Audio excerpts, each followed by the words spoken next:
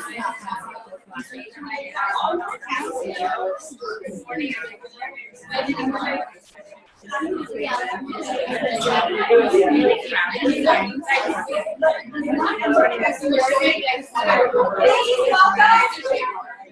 everyone,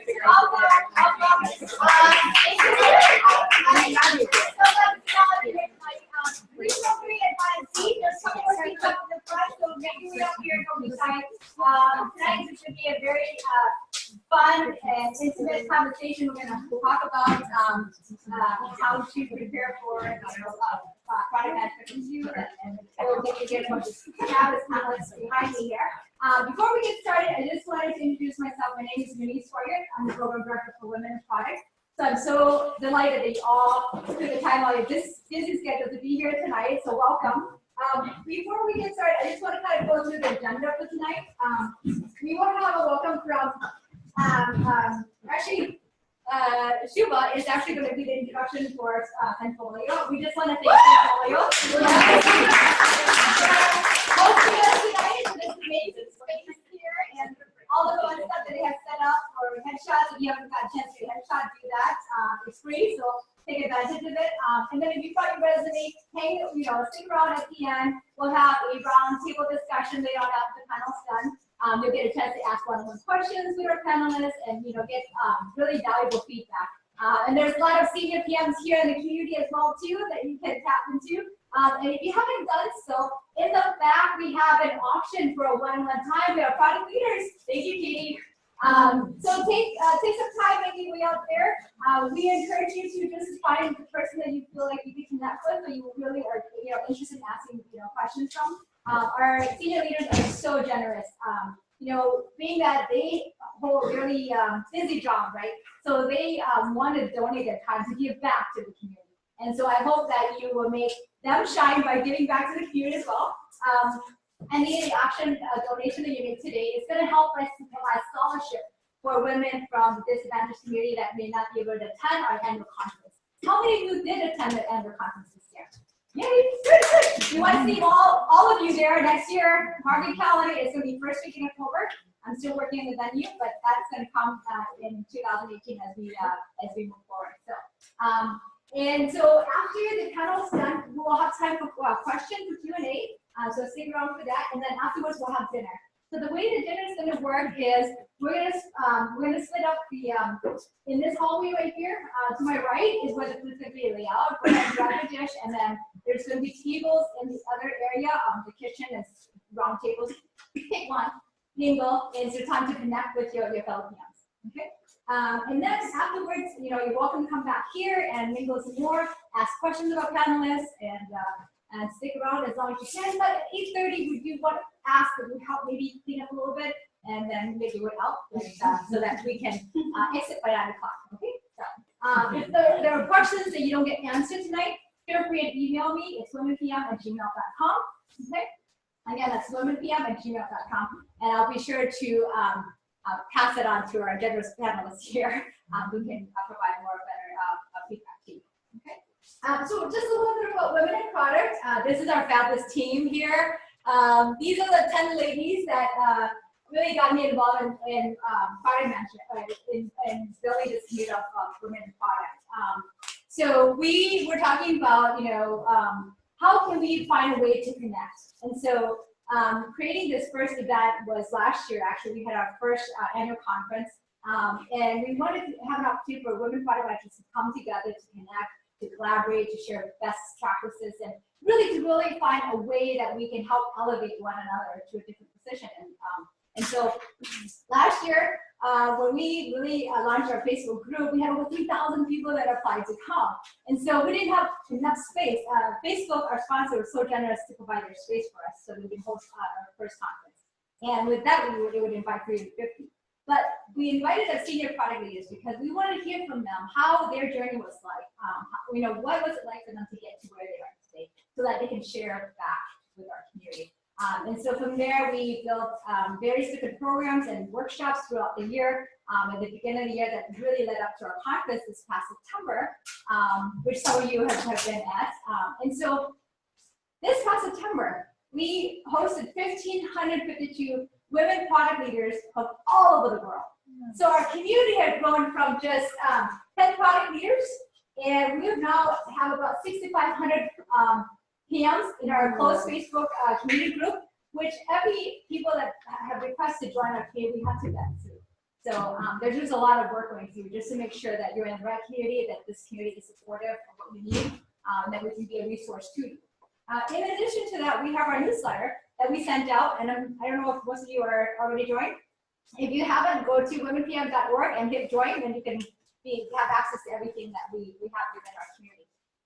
So we're now 5,600 members strong in our newsletter feed as well too, and our community has just grown so much. Our corporate sponsors are so wonderful in that they really want to make diversity inclusion a practical thing within their workforce. So they come and they post job opportunities with us.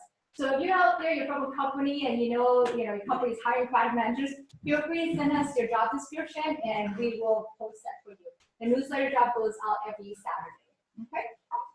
Of course, if you have any questions, you can certainly just email me at womenpm@gmail.com.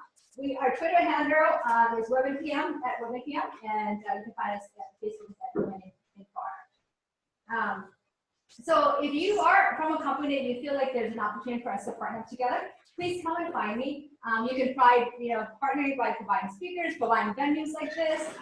It's great for us to find different space. We want to bring our women community to different environments so that we can see what's out there, right? And so by visiting, it's a win-win situation. You can actually, see our women PM, interview them on site, or whatever makes sense for you. So that's another way to get involved. And of course, in terms of our conference, we're always looking for content and speakers. So you're welcome to submit speakers that you think would be, a great contributor to our community and that our member at large should benefit from. Okay. So without further ado, I want to introduce to you tonight. This is Shubha Shetty. She's the VP of Product at Zenfolio, who is so generous.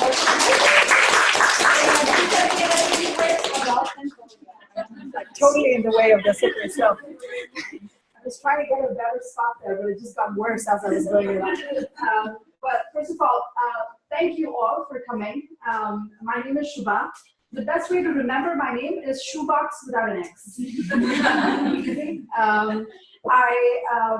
been a product manager for over 12 years now. I am the VP of Product and Product Design here at Zenfolio. And it's kind of a little serendipitous how I chanced upon Women in Product and the opportunity to really help this organization is because my ex-boss is actually one of the founders. And I was really inspired by her in terms of how she really brought this community together. And I attended the conference myself earlier this year. And I walked away thinking, wow, this is great. What if we could all do a little bit more to support one another? As you know, product management is a self-taught field. Mostly, and we deal with different personalities, different types, different levels, different experience. But you're the CEO of your product, and I think that kind of training and that kind of knowledge comes with a lot of experience, background, and really learning on the job. And I'm very fortunate to have learned in various jobs, both big and small companies. Again, I'm very happy to support Women in Product. I urge all of you to be able to connect more today, learn more, be generous so that we, as part of Women in Product, can actually continue the work that we're doing in terms of supporting one another and building this community. Having said that, I'll tell you a little bit about Zenfolio, and welcome to our humble abode again. Zenfolio is a startup. We are a 10-year-old startup, so not so new, but we operate like one, definitely.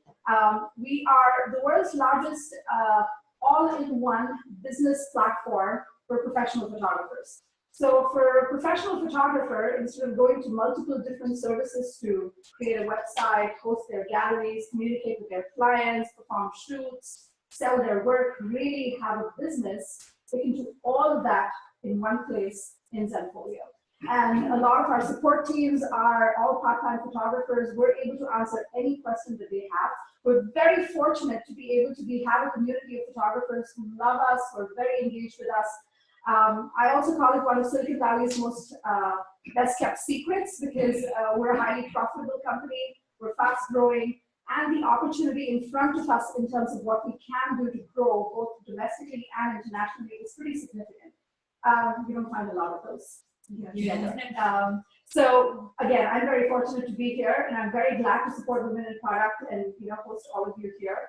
I also wanted to say that this event would not have been possible if not for the huge effort of some of my team here. In fact, I had to take off on a family emergency to India last week, and literally the team, without even a direction from me, took it up in terms of doing all of the logistics and put this up. Sounds like what a product manager would do, right?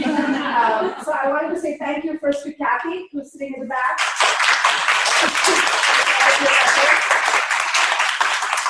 And Kathy's name is not on the panel or on the list, but she is one of the best product managers I've actually worked with. So please feel free to connect with her and pick her brain on how she does what she does. Can we get her?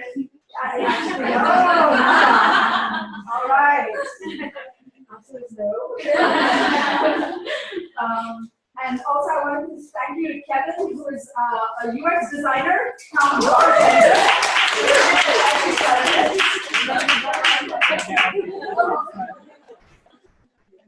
I never realized how multi-talented sometimes the team is. Also wanted to say thank you to a couple of people you don't see here who work very hard behind the scenes, or some people that you will see here. Brian, who's probably right outside, who's been instrumental in setting up all the chairs and the AV. And Leon, who you guys probably, some of you met to take the headshots. So as I've told you, a lot of us are either very passionate about photography or are part-time photographers ourselves. So we do a lot of fun things in any event here, like photo booths are always there, headshots and things like that. Also, Rachel, our office manager, who really helped organize some of the logistics. She's not here with us, but she really helped out in the background.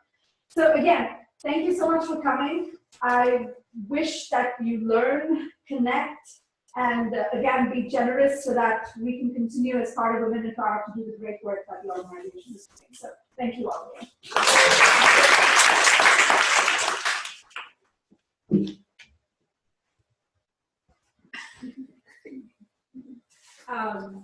So hi, I'm Rana Mumtaz. I'm going to be moderating the panel today.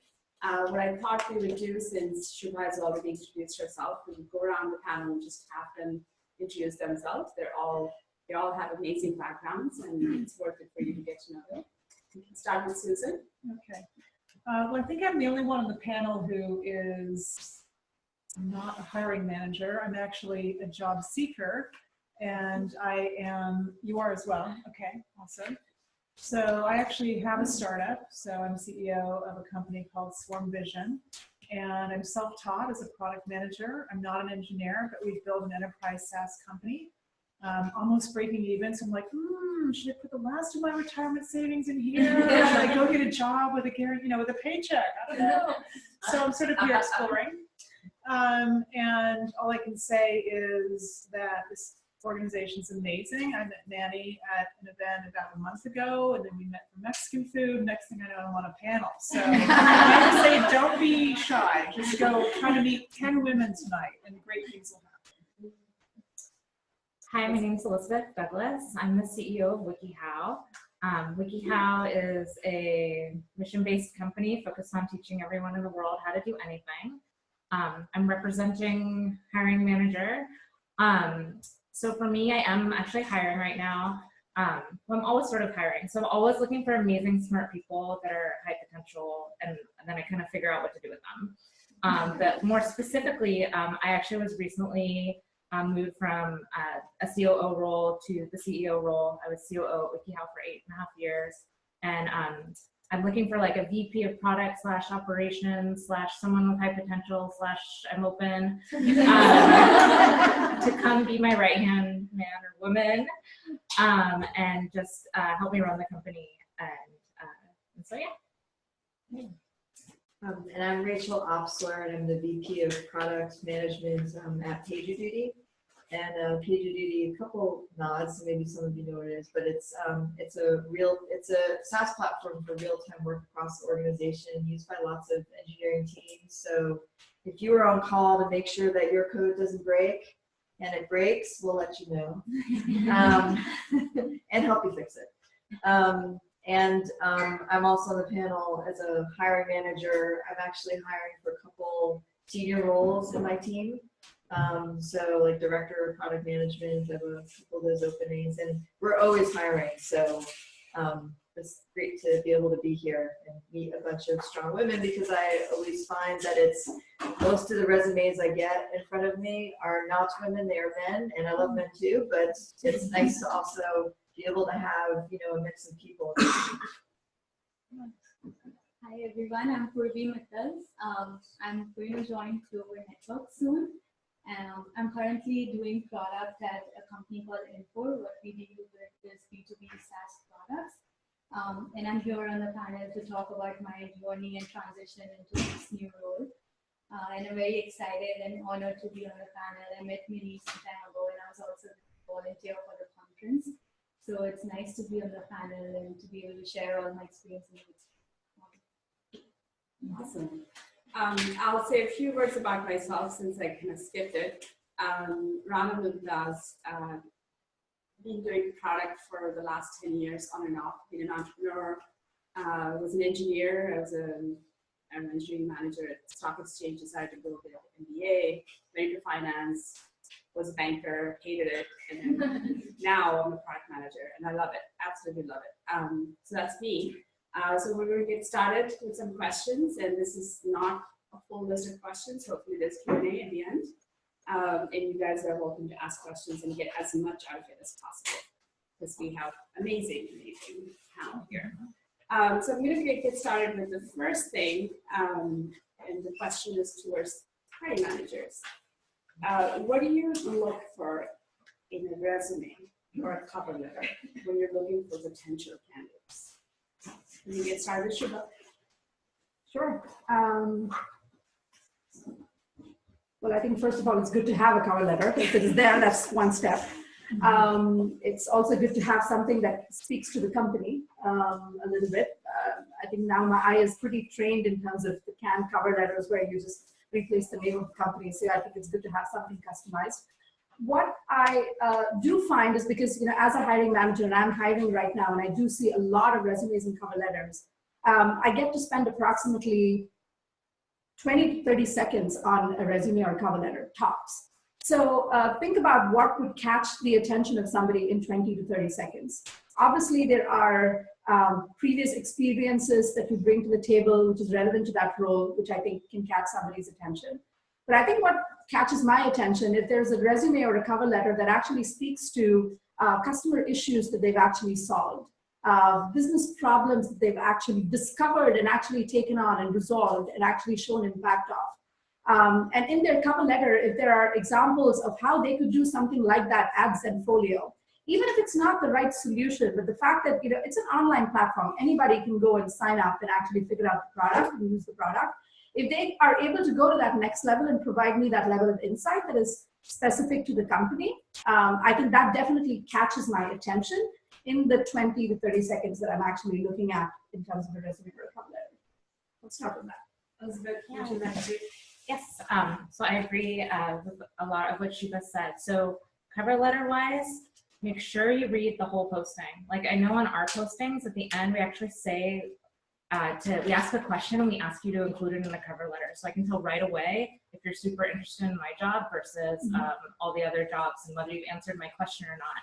And the reason that we ask the questions in the job postings isn't just to see if you're reading our posting or not, but it's the first question to get to know you a little bit. So we have a marketing posting live right now, and I think we're asking people to say in their cover letter to talk about a brand that they admire. And then we're able to compare the different cover letters to each other in terms of how people respond to that question. So make sure that you're like really thinking about the company in the cover letter. I didn't used to look at cover letters, but now there's just so much, I don't know if the word's noise, but yeah, I don't want to say it, but there's just so much incoming that the cover letters are starting to be a way to really differentiate people. With respect to resume, I think maybe 20 seconds, like, it's hard. I look, where did the person go to school? I'm just interested, right? What are they passionate about? Like, what did they do that showed passion? What did they do that showed that they were committed to something? And then I like to look at progression. So if there's a way to lay your resume out, so it's like, oh, she did this, and then you could tell that she was successful here and maybe got promoted or switched to this other job, and sort of understanding the person's journey, and then coupling that with the cover letter to think of them as a whole person. It's really, really important. Also, keep your resume on what, like, and maybe it's old fashioned, I don't know, but I love the one-page clean, very easy to skim, very obvious to find the job information and the school information, like the degree, and the 3+ page resumes worry me, like especially for a product manager, since you have to write product specs and you need to use good judgment and be concise and succinct. And when I see a very, very long resume where someone couldn't figure out what the most important things were, I start to worry that they're not going to be able to figure out what the most important things are for the engineers. So I think short is sweet. If you want to provide a lot of detail, do it in the cover letter. I have a completely different perspective, so this is not going to be helpful for anyone because now I'm going to give you a completely different answer. We have recruiters. I don't see any cover letters. When I used to not have recruiters, so I've worked at many places where I did have cover letters. I guess I read them quickly, but I didn't pay that much attention to them unless there's something really, really important in them. I'm typically in a resume looking for, I do like progression, so I look at that. I'm also looking for specific experience. Like usually I'm hiring and I want some piece of knowledge or something that someone has done before that relates in some way to what I'm looking for. And usually it's in the job description too. So it's no secret what I'm looking for. It's in the job description, and either the person has done it, has experience with it, or they don't. So I don't even see them. So maybe the tip there is try to understand when you're applying to a company whether you think someone's going to be seeing a cover letter or whether they're not going to be seeing a cover letter. It's always nice to write one, but what's more important is that you highlight as much as you can the skills and experience that relate to the job posting and what it's looking for. And a lot of times, by the way, I see LinkedIn stuff, like our recruiters find people and they say this person has your background. And on LinkedIn, there's not much detail at all. And I can figure out usually from a LinkedIn posting whether this person fits what I'm looking for. So I would almost say that the age of, for me, the beautiful resume and the cover letter is almost going away. And a lot of people just look at LinkedIn to try to source people. So completely different perspective. No right or wrong, but that's how I do it. Well, I also think it's good to give some background, right? So Elizabeth is running a company that's in the consumer space that anyone can actually look at and have some thoughts about. Whereas Rachel's running an enterprise product that requires a lot of technical abilities, and maybe there's some experience that she's looking for, whether it's an engineering background or what have you. Is that fair? Yeah, not necessarily technical. I wouldn't say necessarily technical, although a lot of people in the product team do have a technical background. It's not typically a requirement. But like for instance, I'm looking for someone right now who has some experience with starting and running an app ecosystem. We want to build that, right? So that's a kind of specific experience that I'm looking for. Got it. I don't always have that, but in that case. All right, so let's switch gears to the candidates. So here are lovely candidates. Share some, I'll start with Korean and we'll come to Susan. Share some sort of techniques that have proven to be of help you found useful when you applied through resume, cover letter, something you did that actually helped you land the first call. Sure. I think foremost, trying to find someone that you know within the company really helped. I did see that when I was blindly applying, I mostly never heard back. Whereas when I really tried to reach out and build a connection and then try to apply, it really made sense. Or at least someone had a look at my resume. So that's one thing I would suggest, that try to find someone.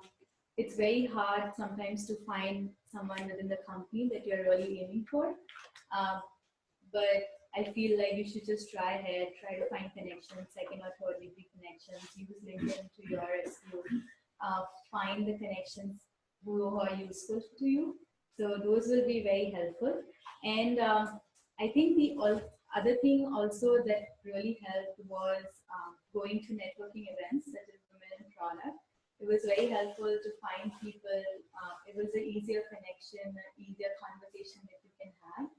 And just following up on those conversations and finding time with senior leadership and trying to understand what sort of people they are looking for, what sort of traits they are looking for in their company.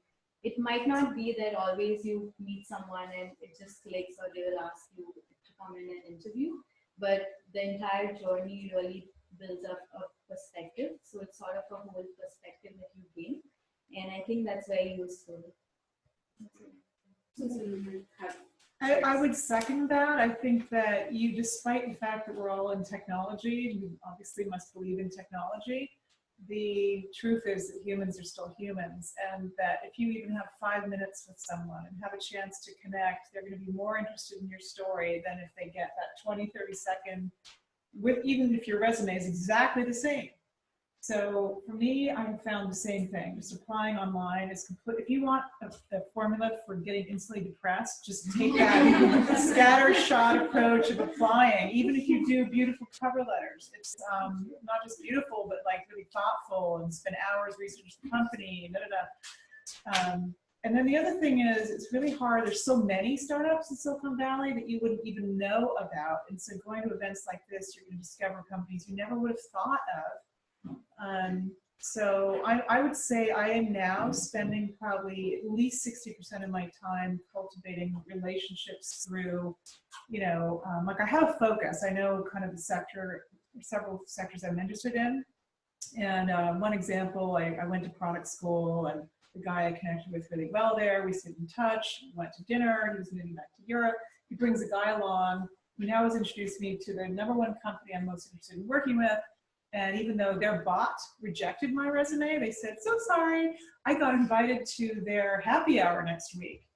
So I think that kind of path is where you want to put your energy, because you also get to tell much more about what the company's really like. Do you really like these people? Do you really want to spend, 12 hours a day plus? So yeah, I think it's more about the human interactions.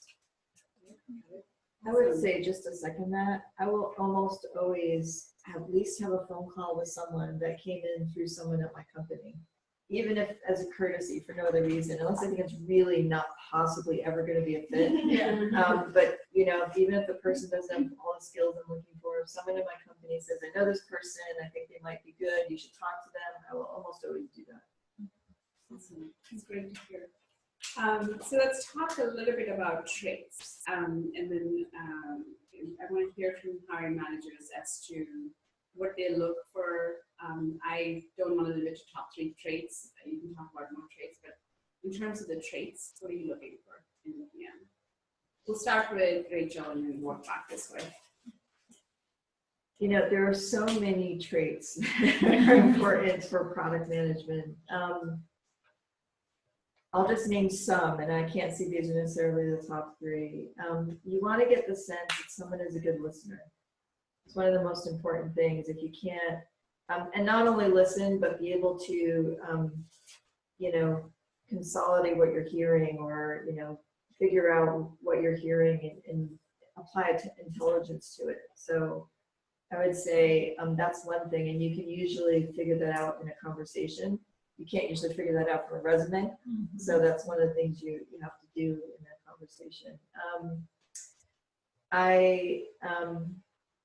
Other than that, as I said, I often look for things that people have done in the past. So it doesn't make it easy to move into product management if you haven't done it before.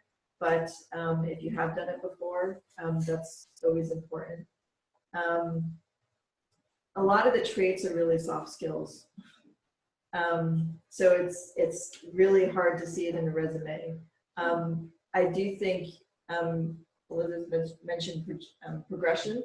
So that's another thing that I often look for too. You do want to see that someone worked at a company and then had either a higher level or went into a bigger company or progressed within the company.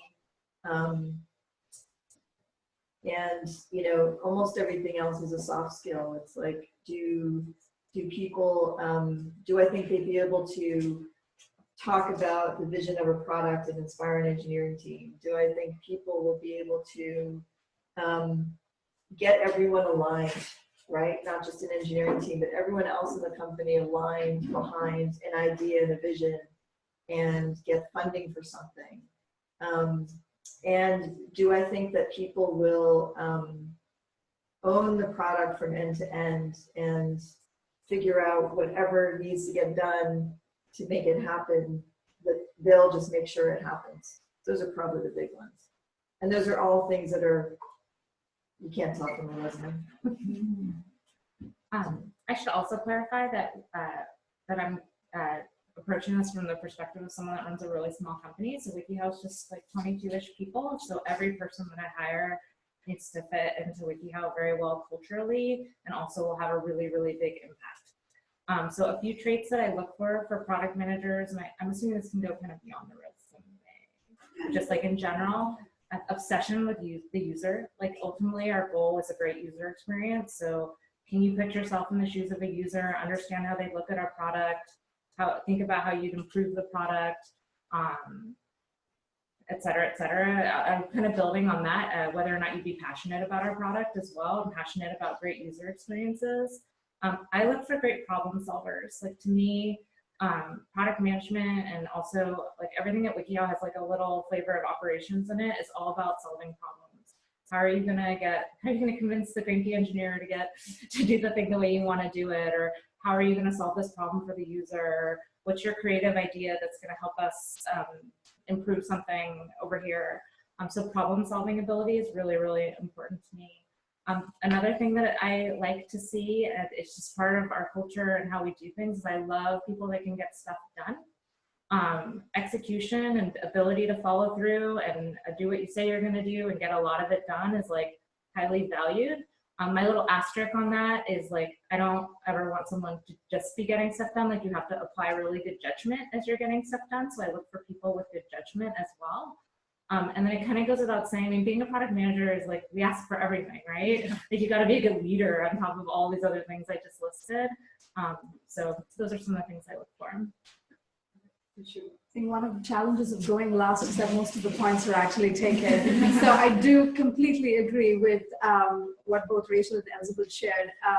So when I look for a product manager, I look for a combination of technical and non-technical skills. And by technical, I don't mean engineering technical. Like there are some technical skills you need to do well as a product manager. And there are some non-technical behavioral things that you need to do well as a product manager. And that context is different in the company that is hiring. So I've hired at bigger companies like eBay or Walmart.com and smaller companies like Odesk and now it's Zenfolio right now. The context is very different. So what I look for specifically, and I'll tell you a little bit about what I am hiring right now. And so what we look for in terms of product management is, I look for critical thinking skills. So you could call that what Elizabeth said in terms of like judgment or making decisions. The ability to be able to take different points of view. Marketing wants this, support wants this, CEO wants that.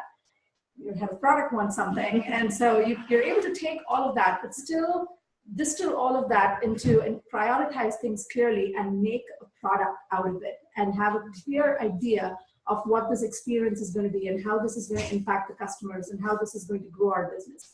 That line of thought is what I call critical thinking. Various layers of judgment is extremely important in product management. So that's the first thing that I look for.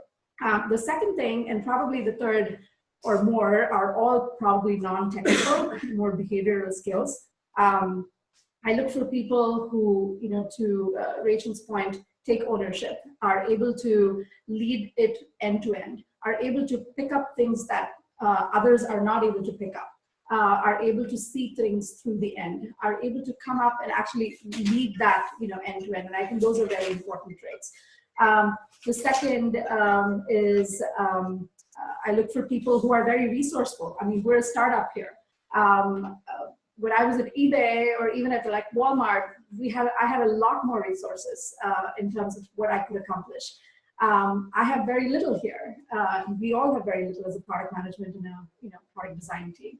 And so the ability to be able to make something out of little, the ability to be able to fill in the gaps, the ability to be able to look at the glass half full and still move ahead. I think those are extremely important traits in a startup environment, or at least very important here. And obviously, we all love people who are energetic, positive, can bring in a lot of great ideas, still carry those ideas through fruition. So all of that would also be great. And cherry on top of the cake. Let's hear from the candidates as to what you have been seeing through your interview process. Susan, can you share a little bit about, like, just from the conversations you've been having with companies, what kind of traits, like, What do they seem to be looking for? or what do they seem to be gravitating towards when they're talking to you? Well, it's funny because I think there's a stated list of things they're looking for, and then there's what the interview is like, and they almost have no connection. Like if you look at the laundry list of what they're looking for, well, first of all, they're often asking for a BA or BS in a STEM field, which, sorry, I don't have. I do have life experience that's the equivalent, but I don't know if their resume bots are able to parse that, I would say a lot of it, the juiciest, the best part of any interview is when they're asking about what would you do with XYZ product.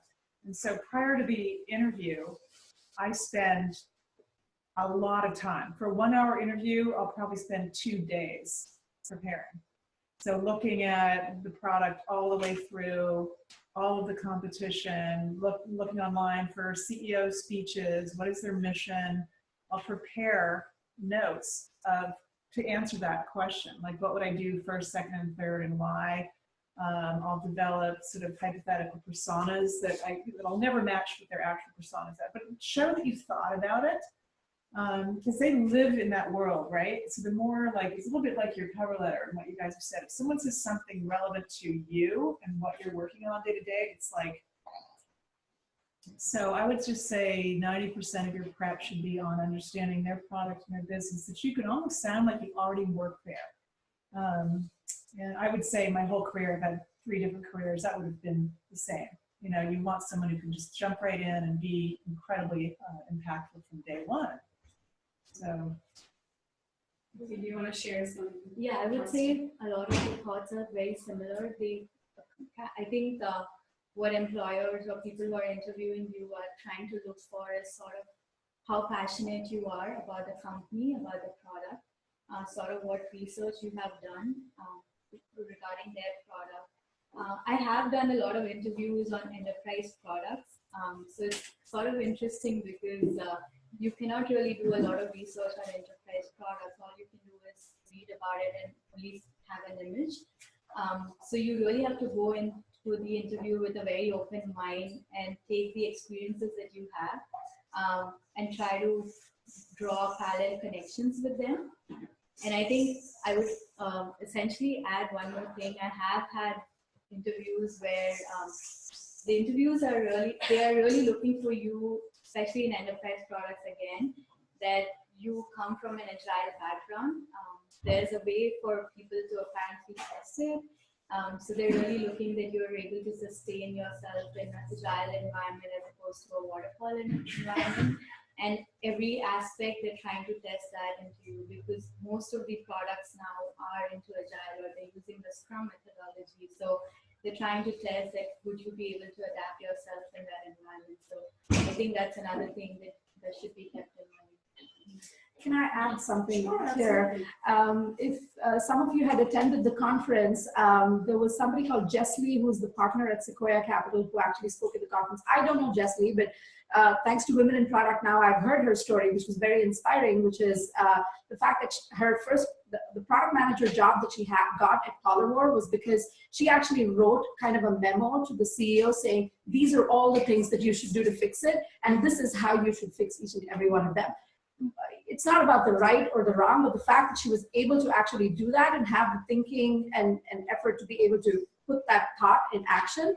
And that led to a very fruitful conversation with the CEO, and that led to her being hired as the product manager at Polywar. She then went to become the CEO of Polywar and actually now is a partner at Sequoia. That was a very inspiring story. I think that's what, for me, really stands apart in terms of actually somebody who can come in and really stand apart in terms of, especially consumer products. You can use it, you can sign up, you can do competitive research, you can do a lot right now that we expect that you would bring a little bit more to the table, a little bit more tailored to the company, a little bit more enthusiasm towards that company, to the team, which would help really stand out. So to segue, I mean, this is not on the list, but I want to ask this question.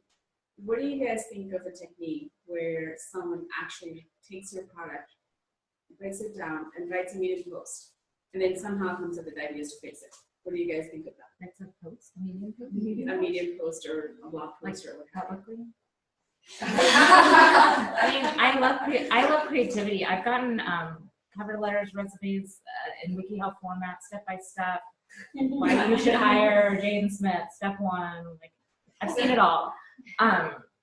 Anything that gets attention, I would say, with like in a positive way. So like, I think that the post would be fine, but it'd be nice if it was sort of, if it was to all negative, it was just like a rant, right? I think I would worry that the person was really negative, and it might not be a good part of our culture. So it's all about, like, you have to choose your approach carefully and use good judgment, like we talked about, and how you present information. But yeah, anyone that goes through extra effort, and I think it sounds like Shubha too, like I actually see a lot of this stuff. I don't have any bots or recruiters or anything. Like we just don't have those resources. It does catch my eye, and it's not that I call every single person that does something creative, but it gets them an extra 30 seconds, 60 seconds. Like it's sort of as if we had met in person and shook hands. Like you kind of root for them a little bit. You're like, oh, can I find a reason to want to call this person? This is really cool. But I think it should be not 100% negative. It's just my advice on that one. I wouldn't take that story so literally that you only send the CEO a message about everything that's wrong with their product. Hopefully they have suggestions to fix. Suggestions to fix, but also like it's all about how you phrase it. Got it. Sorry, I just kind of like came up with that because I read another story. Like that. I think There's another story, Asana's chief of staff, she wrote a Medium article, and that's how she works. So it's a very, I think it's the most followed post if you type the Dropbox also, I heard a story, and I heard a story about Airbnb as well. So, I mean, with all of the avenues and the tools available today, I don't think you can limit that or prevent that. And I would love to see the Medium post on, Zenfolio features and improvements that we need to do, because God, we know we have a lot ahead of us and we have a lot to fix. What was an interesting episode that I wanted to highlight was that I had a photographer once contact me who was really interested in a job at Zenfolio, in a product management job. And we have a very open user voice, user forum, blogs, with various avenues where our photographer community comes together and actually discusses a lot. Everything from what they love to what they hate to what they would like, and everything in between, which is fantastic. I spend a lot of time there and I get a lot of ideas. What I noticed was this person who was actually interested in the job not only was in the blog, in the user voice, but they actually started answering somebody else's questions and saying, oh, have you tried that? Have you tried this with the product? Have you tried that? That catches my attention.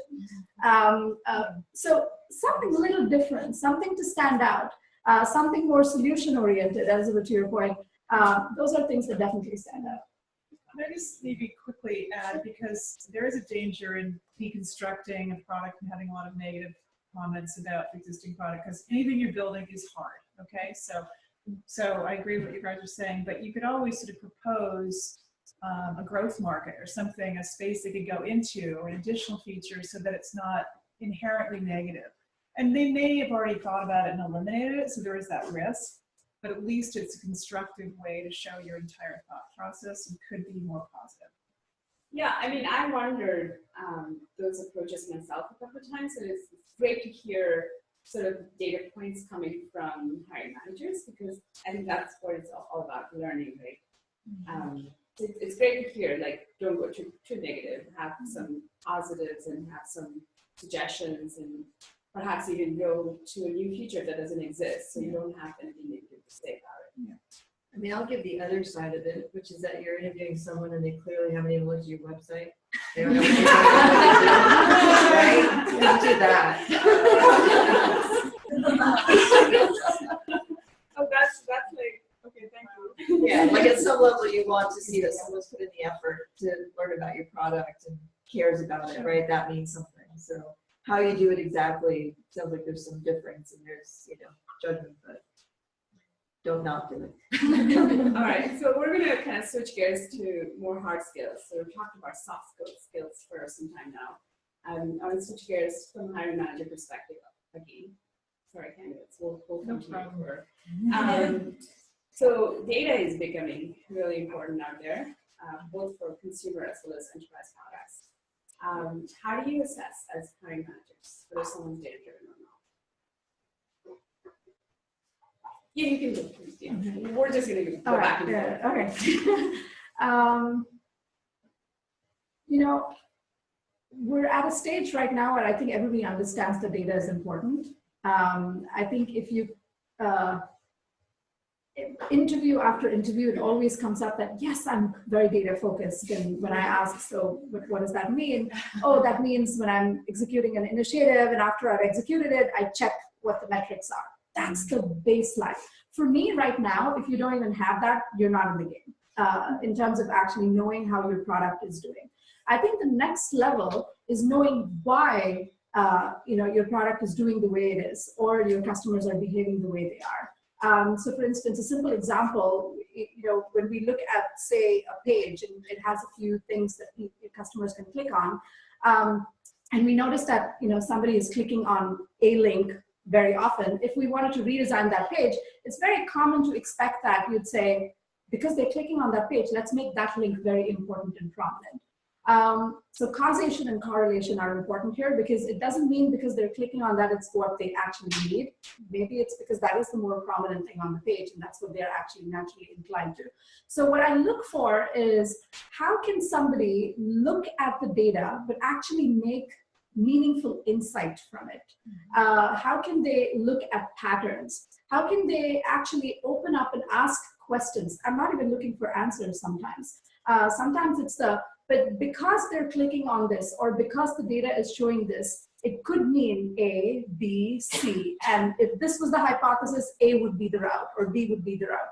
So somebody who, again, goes back to, my favorite thing is the critical thinking skills, is able to apply that, look at the data, but also get the insight from it in terms of why it's happening that way. And then the cherry on the cake would be, and if these hypotheses led to different directions, for each one of these different directions, we should do X or Y or Z. That would be, you know, like the cherry on the cake. So I think that's the difference between somebody who is data driven versus somebody who understands data. The baseline is, you have to check what you've done. You have to check if your product is working or not. With GA, whatever tool you're using, you have to do that. I do expect that product managers will know at least one or two, you know, some data analytics tools, or can learn that very quickly. But I think the interesting thing is why the data is saying what it's saying. What are the patterns? What are the insights from that? And what are some of the other issues that you can discover that you can then further solve? I think that's, for me, very interesting and a great conversation to have with candidates. Yeah, that's a great answer. I think you should come to an interview prepared to be able to tell a story of when you use data to make a decision and what the decision was. Be prepared to be asked follow-up questions to actually, where the hiring manager is actually going to be trying to probe to make sure that, like, you were the one that looked at the data and that you were the one that really, really understood it. In our case, we will sometimes create tests for candidates. So you could imagine going to an interview and actually being given a bunch of data and having to have to talk through how you would use it and what it means to you. And don't be afraid if you're ever given like a case problem like that, or a test, if you will, to ask questions like, what's the goal? Like what you know, it's good to actually have a conversation around clarifying what you're trying to do with something, and that also shows that you're likely to like be someone that understands goals and understands making sure data is mapping to goals. If you don't have an example from your job, because maybe you're going into product management and you've never done product management, I would try to come up with something, an example or something that you analyze that that you could use instead as a substitution for something you did on the job. So like come prepared, I would say, to show that you understand that data has a lot of insights and can be really, really useful. And also to have a perspective on when to use data versus intuition, which is something that I look for as well, because data is amazing and we have a lot of it, but it's not everything. A product manager has to be able to look at the data and decipher whether or not to make decision A or B based on some intuition as well. Yeah, I would say to kind of echo what Elizabeth was saying, at PagerDuty we use typically behavioral interviews, which means we don't actually ask a lot of questions about what would you do if this, what would you do if here. We ask questions like, what did you do, right? Tell me about a time when you did X, tell me about a time when you did Y. And to figure out if someone is data driven or they really understand data, when you ask them a question about, tell me about a time that you conceived of a new product, or you took a product from conception to launch, or you can ask any number of questions, and either someone's going to talk about the analysis that they did or they're not. And you can always ask a follow-up. Maybe they just decided not to talk about it, and they can still talk about it. But I completely agree. Make sure you have an example and a time that you can talk about. Make sure you can tell stories about things that you've done, even if they're not exactly product management, but they're relevant, or you think that they're related. And I think it will be obvious if you're someone who, you don't have to make, again, all your decisions based on data, but that you will look at the data and use it as one of the pieces of evidence or information that you use to figure out what you're doing. I think it's important to not be intimidated by it too. Yeah. I think we live in a world right now where data is plenty, and it comes from various different sources, both quantitative, qualitative. It's important to be able to take all of that in, but still be able to move forward with, okay, but now the next step is, and the next priorities are X, Y, Z. It's important to not be intimidated by that. Do you want to share anything about your experiences just talking to companies as to how important it was for them and what their perspective was on data? Sure. I think just like how you guys talked, it was sort of a mix. Going into an interview, sometimes you do get asked very specific data questions. I have gone into interviews where I've been given a case study and have been asked to analyze data. But a lot of times, I think, Rachel, like you said, that you go in and you're talking about your experiences and you bring in data because it's part of your life, or you've done so much, in your past experiences that you end up talking about them. And you use it sort of to your advantage because you know that the person sitting across the table is trying to look for those things. So you try to incorporate data, metrics, or metrics into your resume, metrics into your answers, and try to explain the person. We do end up writing a lot of metrics on our resume as well. Everyone says that to write metrics, put numbers down, but they mean nothing to the other person. I mean, it's very good to go into the interview and explain it to them, give them a full story about it. So I think that really helps. And overall, I feel like it's very subjective depending on the company you're interviewing for and the role that you're interviewing for. Is it a very data-driven role, or is it a very, I would say, a more broader product managerial role? And I would just base my judgment depending on that and go in for an interview prepared in that way. Do you want to add anything? No, I think we're good. Okay. I want to just kind of follow up on the data. I know that consumer products without data, there's I don't know how decisions could be made. But for enterprise products, you talked about user research. Do you actually have any analytic data platforms that you use, and how that's changing, and how PMs should be thinking about it? There's probably less that we don't use. Our problem is consistency right now.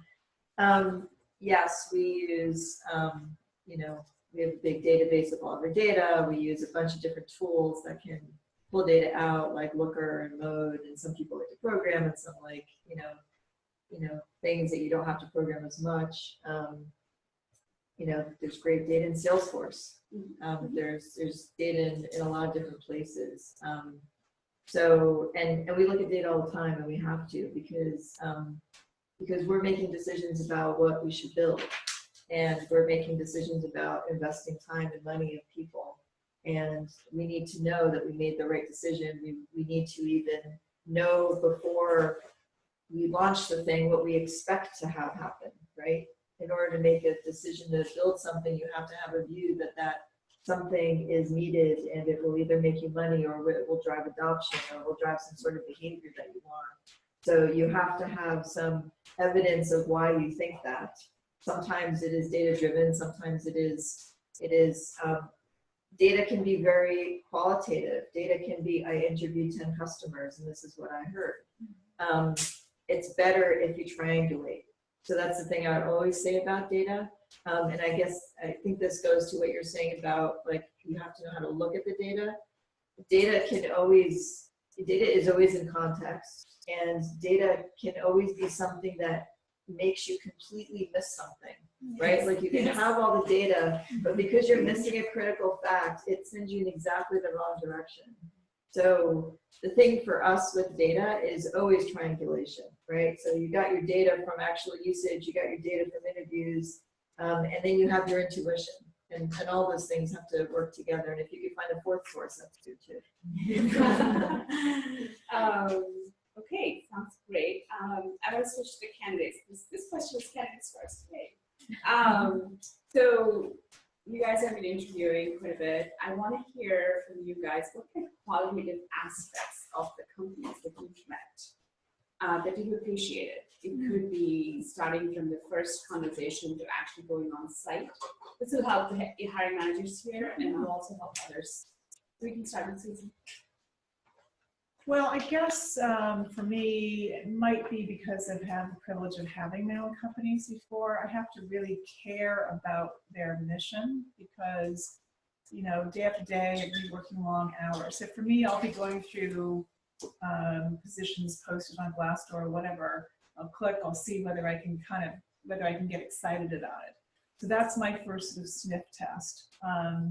As you go through, you know, the speed of them, if you do, you know, apply or you get an introduction, it's the speed of them responding. It's how they speak with you. I mean, so far I've only had good experiences, meaning I really felt they were super interested in trying to find out how my brain works and who I really am. I didn't really encounter any like jerks or anything. But if I did, that would be a deal killer, because even though it seems like we're doing all the work trying to find a job, I can tell you on the hiring side, they're just as eager to find the right person. So if they're not putting their best face forward at that point, it's like dating girls, you just need to stop. So I've only had good experiences. So feeling like they're not trying to trick me up, they're trying to find out who I really am, that's what I appreciate. And so far I've only had that. I haven't had anyone trying to be kind of like, you know, a jerk. What has been your experience? I would say I've not had any weird experiences as well. The only thing that sometimes I found was a lot of times recruiters, or even the first interviews you would have, people would say they would get back to you and they would not, and then you would send them an email and people would not follow up. So it kind of made you feel somewhere that did you do something wrong, and you're almost sort of left in the lurch, trying to figure out what you did wrong, what really went wrong, or did I do anything wrong? Was I like too soon in reaching out to them when they were supposed to reach out? So I feel like that is something that really, from someone who's interviewing quite a bit, that can get annoying sometimes, because you're almost hoping to get back an answer. It can be a yes or a no, but I feel like companies should really appreciate the candidate's time and really let them know that, hey, we cannot move forward, or we cannot, you know, go ahead with this process. But I feel like a lot of times that takes days and days and weeks, when the time commitment in your head was set to like 2 days or a week. Right. So I think that for me would be something I would not look forward to. The other thing is, I think culture is very important when you're trying to talk to a company. For me, in my first or the second phone calls or the conversations I'm having, it's very important for me to try and understand as much as I can about the culture and what is in it for me and how they see me as part of their team, as they would see me as, you know, growing my career or sort of incorporating me within the team. So that's very essential for me. And I think that's even some of the questions that I asked in the first few conversations are more about how the culture is, how things would pan out for me, how the team is growing, how the product is expanding, and things like that. So that's essential. I think that's kind of about it. I can add one, transparency to me is so important. If I ask a question to my hiring manager or anyone who's interviewing me, if they take the time to actually answer my question and say, did I answer your question, that makes me feel really good. If they kind of brush me off, I know. Yeah, forget about it. Yeah. So, okay, so on. Sorry, I've kind of switched off to a panel here. No, So let's talk a little bit now. Now it's the hiring manager's time again. Talk about entry-level versus more senior PMs. And I think you guys kind of touched upon insights and qualitative aspects and things like that. Right? So you're hiring sort of a PM with a few years of experience versus someone with 5, maybe 8 years of experience. How do you distinguish them and how do you think about it? We can start with Rachel. Thanks for reminding. No, that's okay. All my ideas are going to be taken anyway. No, I have lots of questions. I shouldn't always Should I go first? No, Yes, okay. Okay. Now there's a whole discussion. Well, so one of the things that you look for in a PM in general, but you expect to be a lot more developed with someone who has done it for 5 to 8 years is what I'll call like executive presence. So what that means is that you can stand in front of the whole executive team and with credibility, you can say, this is what we should be working on, this is why, and be very comfortable doing that. And not just the executive team, but the ability to, get everyone aligned with you across the organization. So I think that's one of the really key things. Even with a junior product manager, I want to see the potential for that. Because even a product manager sometimes needs to do that or needs to be able to do that. So you can expect to give them a little more guidance on that. The people that are much more senior, you want them just, out of the box, that they're capable of holding the attention of a room like that and knowing how to communicate to an executive team. A lot of times, if you're hiring a manager, product managers, I absolutely want to see that they've managed people before. It's great to give people an opportunity to manage when they haven't, but that's awfully hard. You just don't know until you've been a manager, whether you're a good manager. I don't know if people would agree with that, but I can't imagine how you would know.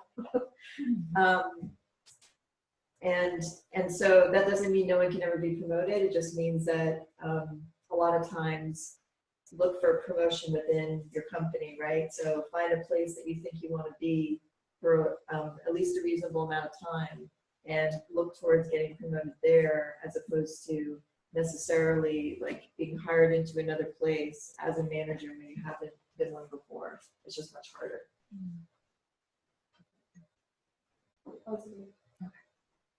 So for junior product manager, I don't have any junior product managers, but I think what I would look for, we do hire a lot of junior project managers. I look for smart people with high potential. So if you're smart, you have good judgment, you're a good problem solver, all the things we talked about. I mean, there's still a lot of ifs. I'm generally looking for people that I think I can help kind of mold into the start of their career. So for a junior product manager, I think I would be looking for something that you did either on the job or on your own in particular, that demonstrates that you have a product eye, you have product vision, you can get stuff done. I would be impressed by that. For a more senior person, this is kind of nuanced for my company, so I'm not sure we can generalize it. But I said earlier that everything at my company has a little flavor of operations. It's just that we are a very small company that has a very big reach. And the way we do that is by scaling things in very, very clever ways. And so anyone that works on my team needs to be able to be very, very good at operations and being able to make things happen in big ways, even though we're just a small team. So for a more senior person, I'm definitely looking at someone who's willing to like dive into anything, go beyond product management and help make the company run.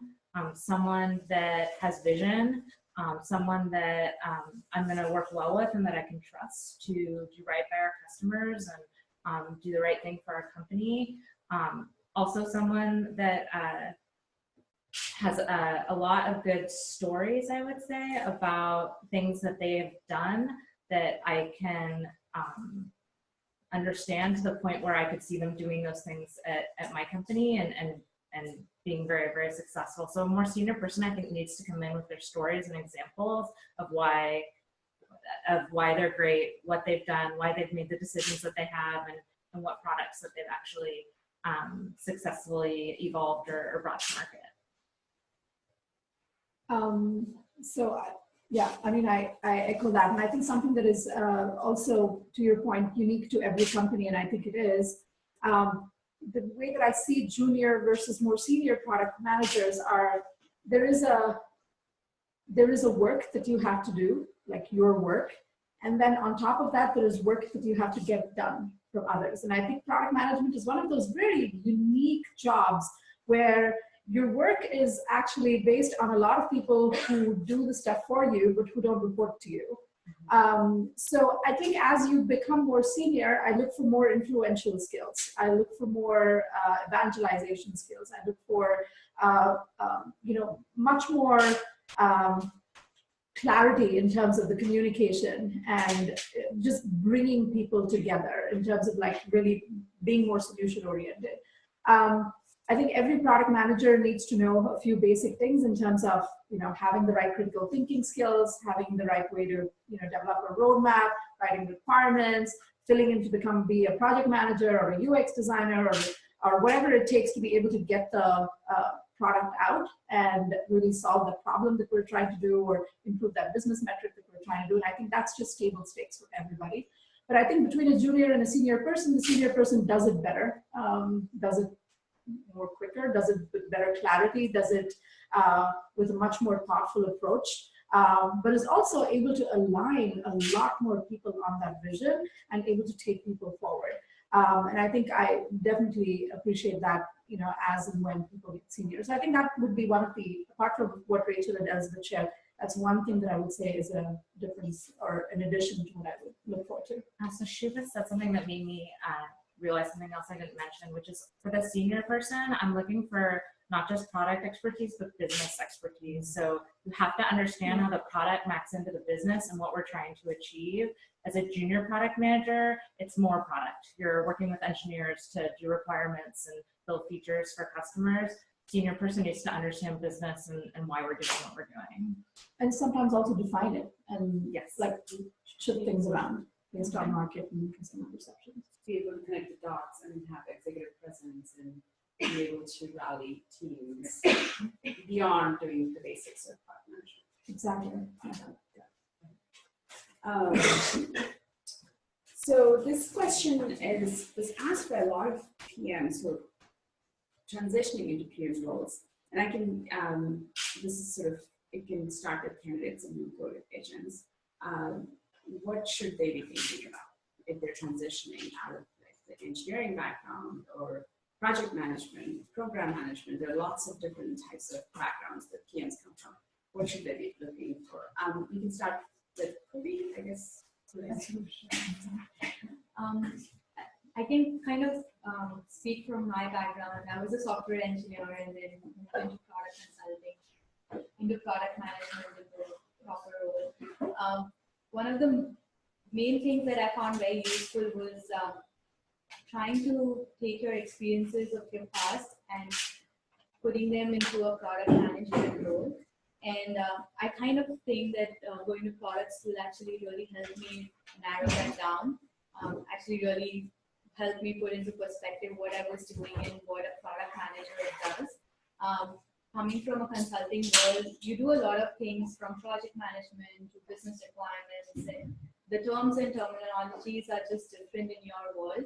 Whereas a product manager is sort of doing the same things, but just the names are different, and probably the product is different. So you're probably working on a consumer product or you're working on an enterprise product. So one of the things that I found very useful was trying to draw parallels and telling the person across the table on what I was doing and how I could fit into a product management role. I actually had a very specific interview where I was interviewing with this company, and the first few rounds, I think the person was speaking to me and she was like, "Can you talk about your background?" And I was like, "See, this is what I do." And I was like, in a product management role, this is exactly what we call it as a business requirements document or a technical document, but it's more like a product PRD or a workflow. And I gave her exact parallels all through my half an hour of my conversation. And at the end of it, she was like, "Wow, this is such a good interview because I have notes. If I ever interview anyone else who really doesn't know to draw these parallels, I'll always keep this because I know what you're talking about, and I think you know what the role might be about." So I think that's very helpful, and also it helps you really think about how a company would think about the product, how they are really thinking or working within their teams. So that is very helpful. And I think the other thing I would add is sort of a side note. It's more about trying to talk to people and finding a mentor who really helps channelize your efforts. I found that very helpful. Somewhere along my journey, I found a mentor who was able to really sort of open doors for me, interview with me, and give me really candid feedback. And I think that was very helpful to me when I went in and did further rounds of interviews. So, I would just build on that and say almost like look at your PM job search as you're the PM of that. So look at the user as the hiring manager, and what are the frictions? Like the less friction there is, the more they like the experience, right?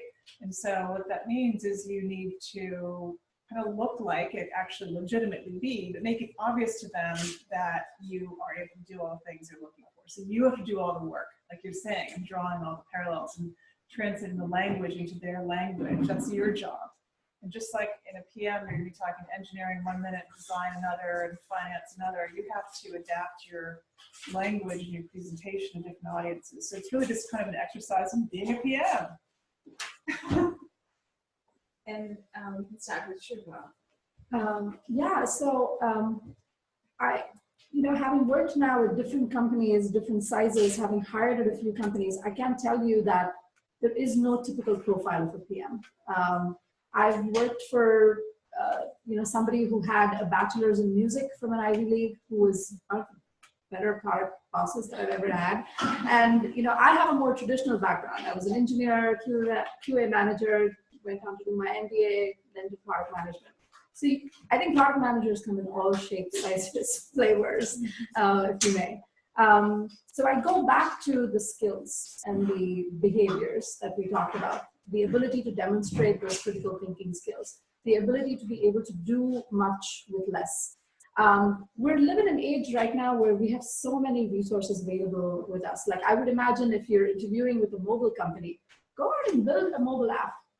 You have tools out there where you actually don't have to code much, and you can demonstrate that you understand what it takes to be able to get a mobile product out there and have users comment, react on it if you're lucky enough to have that. But try to put some money and market it, and things like that anybody can do right now. And that is the beauty of the world that we live in. That there are very few barriers to what we really want to do and what we can do to showcase. So I think a great candidate or somebody who wants to be able to transition into that would do these things, would leverage these resources available to them, would show examples of how they would do it better or what problems they would solve, would maybe write up some requirements, maybe would create a mobile app, would use the product and come up with some better insights.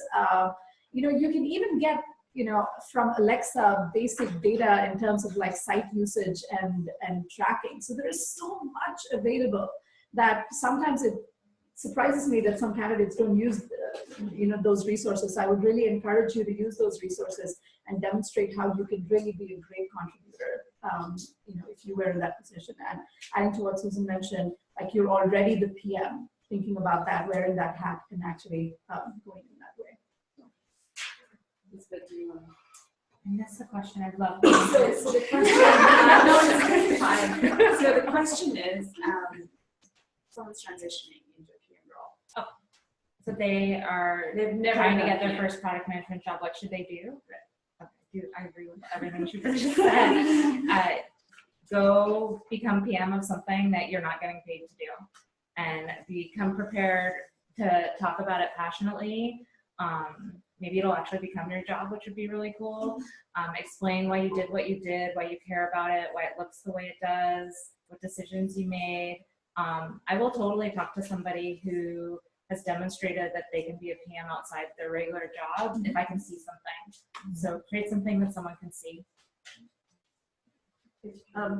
So another avenue is to work within the company that you're at, right? So if you like the company that you're at, then the easiest way actually to transition a lot of times is you're at a place where people like you, they want to keep you there.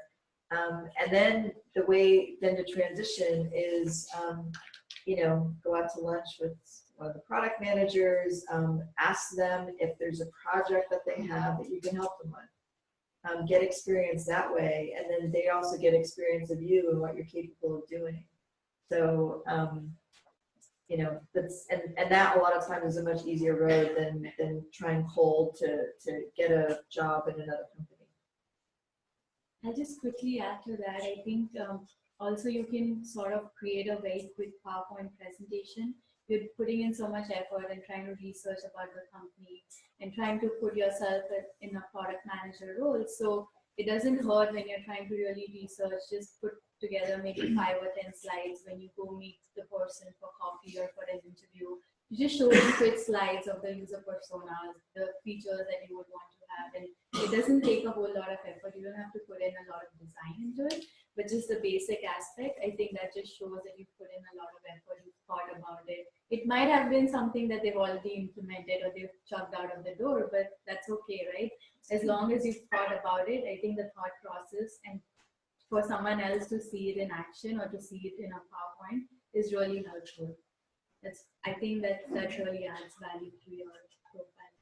One thing I'd like to add is if they're coming from a certain background or industry where that's the persona that a product is being built for, that's a great segue into a product. I've known social workers who are trying to be product managers, and I've known engineers who have been engineers for a long time, want to be PMs, and they'll be great for APIs, they'll be great for developer experiences, they'll be great for engineering sort of products that need that kind of knowledge because they can build trust with engineers. It's just my 2 cents on that. I want to ask this question. I know that this was not on the list, but in terms of titles, and I know different folks have different thoughts on how titles, what key titles mean to them, and how important or not important they are. I'd love to hear a little bit from what the hiring managers as well as candidates as to what your experiences have been in terms of like candidates coming in with various levels of backgrounds, whether they cared about titles versus not caring about titles, and how do you think about it? It's not a very structured question. I want it to be open-ended. So I'm trying to understand the question. Is the question that if somebody has a level of experience, is it okay for them to expect a certain title? Is that, and how? What if they did, and what if they didn't? I want to hear both sides. I mean, after a point of time in my career, I felt like I, needed a bit of a step up and, wanted a different title. I think it's very normal to expect that. Although I do say, feel like there are companies out there that have completely democratized kind of the product management title process. Like if you see a Facebook or a Google, everybody is a kind of a product manager. So there's a whole other world too out there in terms of how people look at titles. I'm totally fine if somebody comes in and, you know, expects a certain, you know, title, a salary, given the experience that they have, and if they really have that experience, and if we have the ability to be able to offer that, that's a great match. Sometimes, and in fact most times, the need and the request and the ability to offer that doesn't match, and so simply in those cases you say goodbye to the candidate. So, you know, I feel it's totally fine. In fact, I like, you know, if people come and expect a certain bump up or a title based on facts in terms of the experience that they've had and the things that they've done and what they've done before. I think it's completely fine to expect that. We also don't live in a very cheap place in the Bay Area, so I think it's totally fine to, you know, have some expectations. It's just about finding the right match, I think. Do you guys want to comment? I mean, you know, a lot of times when you post a job, you're pretty specific about what the title is. So I feel like the conversations about this isn't the right title or I want it, like it doesn't happen that much just because you've kind of already said this is what it is. But I agree with what Shubha said, that you know, it doesn't mean that you won't ever have people coming in and saying, you know, I really like the company, I really like product management here. I'm at a different level than this job is. Is there any opening? I mean, sometimes, you know, a lot of jobs that I've ever gotten are unposted jobs. Yeah. Right? That happens a lot. That there's someone that you know, you talk to them, then you talk to someone else. They were going to post, they just haven't yet. Like, so I think I agree. It's totally fine to negotiate, to say what you want. You should say what you want. Doesn't mean you get it. I just want to add one thing. I don't think there's like a standard definition of a PM, and from one company to another, it can be a very different role. So I think just think about whether you want to be one of many PMs, like how big of a set of features or feature you want to be responsible for, and try to match that, you know, make sure that that's actually what you're going to be doing. Because you can be a PM for 7 years and go from one feature to running an entire product or even more than a product. So it's less about the title, I think. It's the range of responsibility that you want to make sure it's what you're looking for. Elizabeth, do you want to say something? I don't have tons of title thoughts. Our company we mostly let people pick their titles, so that can be mapped more to like compensation. Got it. Because I think people start to assume compensation commensurate with what they're envisioning their title to be. So, Ruby, do you want to say anything about it? I kind of agree with it. Got it. Well, that leads us into interview prep, and then I think the last question is about negotiations. So I think, Susan, you touched upon Interview prep, yeah. how much prep, and Oh, can you go a little more into detail? Yeah, I'm pretty obsessive about prep, and I think that that's probably a good trait to have as a PM, because if you are a thinker and you're a planner, that's going to just make you a better PM. But I'm usually just over prepared because I'm kind of insecure. So if you're insecure, you're going to over prepare.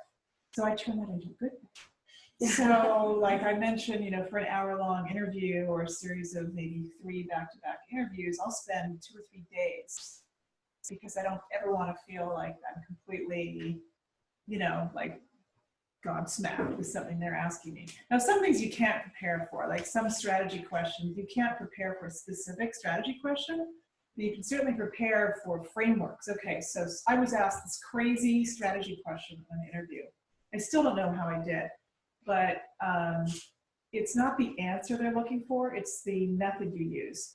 So I was able to, while I was blown away by the question they asked me, which was way beyond the scope of anything that I was even applying for, it was like a CEO level question. I was able to say, well, I could approach that with, you know, the 5 C's, or I could do SWOT, or I mentioned, I don't know, 3 or 4 frameworks, and meanwhile in the background I'm thinking about which one am I going to use, and I'm kind of killing time a little bit.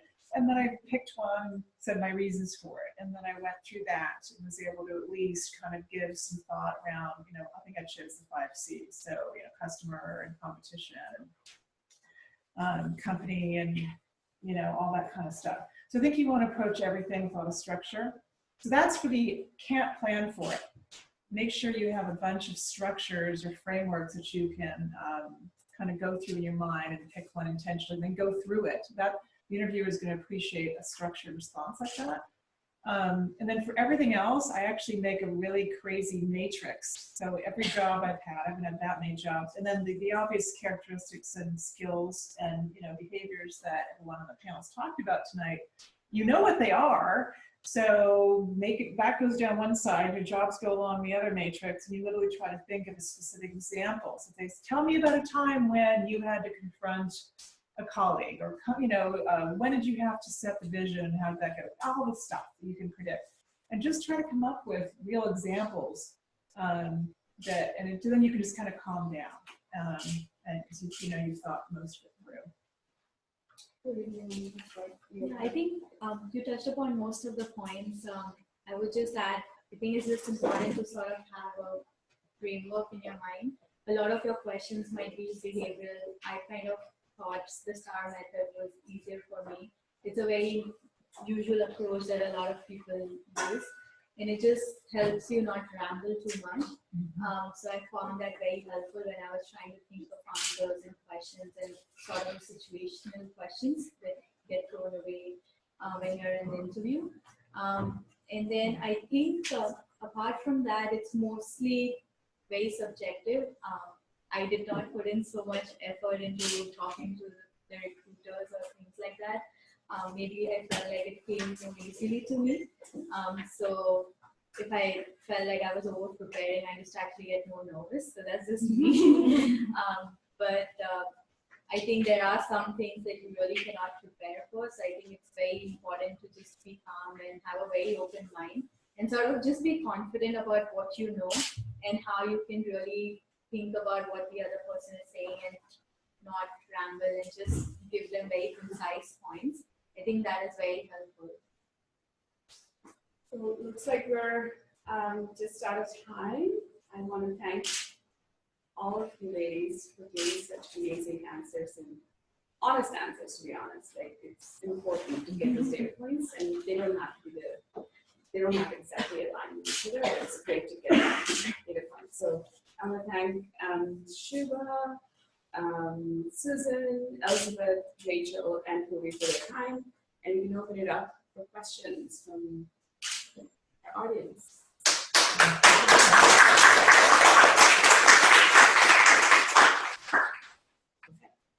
All right, hi, I'm Aditi. I'm a senior at Stanford right now and an aspiring product manager, which is why I'm here tonight. So I actually have two questions for the panel. The first is, in my recent job search, I've come across the dreaded line in the requirements. It's like 3 to 5 years of experience required, and especially for startups, that's a pretty common occurrence. And so my question for hiring managers is, one, is that a really definitive requirement, or what's the best way to convince someone that you're right out of school but you could do the job anyway? Let me just put it in just like that. No. I would say if it's 3 to 5, that would be tough. Look for the 1 to 2s. And if it's 1 to 2, then I would guess that people are more open, and anything you can do to have like a summer job, right? Like if you know, can get a job over the summer as an intern, then that will count, right, as something. So,